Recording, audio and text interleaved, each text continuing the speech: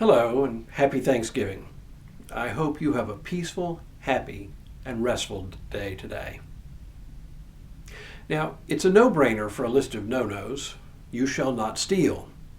But just as we've seen with some other commandments, there's more than meets the eye with this one.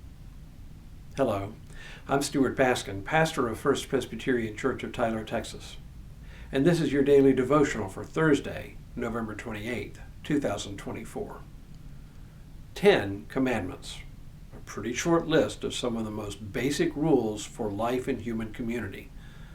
But not just any human community, God's community. Some of these commandments are clearly universally applicable no matter what community you're in. Others are rather particular to Israel, to God's holy community. The 8th commandment is one that practically all societies recognize, at least in some form.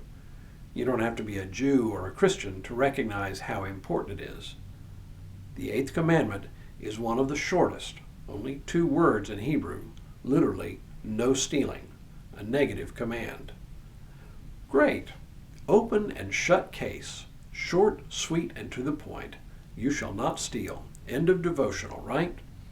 Well, there's a bit more to it than that. 3 things are worth mentioning here. First, theft, taking something that rightfully belongs to another person, especially in the ancient world, wasn't simply about taking someone else's stuff. It was about depriving another person of the things they needed to survive.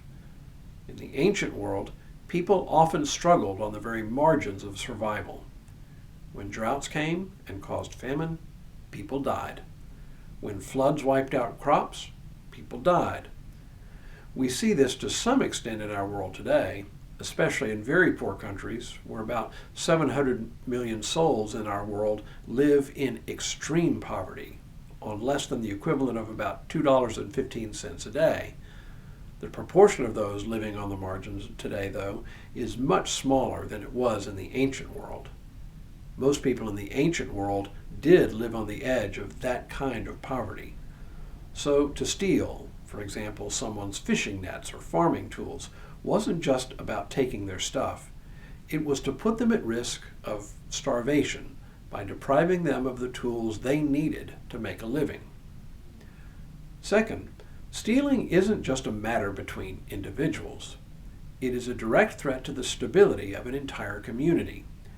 It threatens to eat away at the bonds of trust that keep a community together.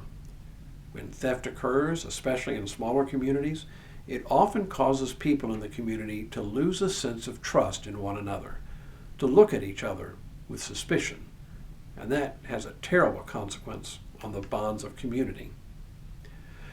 When that occurs, cooperation diminishes, friendships fray, and life in community becomes more challenging than it needs to be. Third, in the ancient world, a person's property was seen as an extension of the person, him or herself. It's not just the person's stuff you're stealing, it's part of the person you're stealing. As such, to steal is to diminish the other person as a person. In a sense, we can identify with this. Most everyone I know who has ever had stuff stolen from their homes reports feeling violated. It's not just the loss of stuff that hurts, for particularly in our day and age, most stuff can be replaced. Most of us carry insurance to cover such things. And when people are arrested, tried, and convicted of theft, there is almost always a requirement that restitution be made.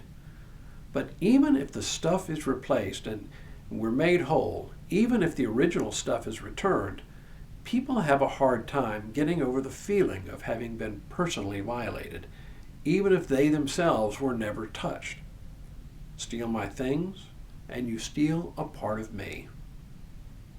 Now, I know some dreamers who think that if we did away with ownership of things and simply held things in common, the problem of theft wouldn't even exist.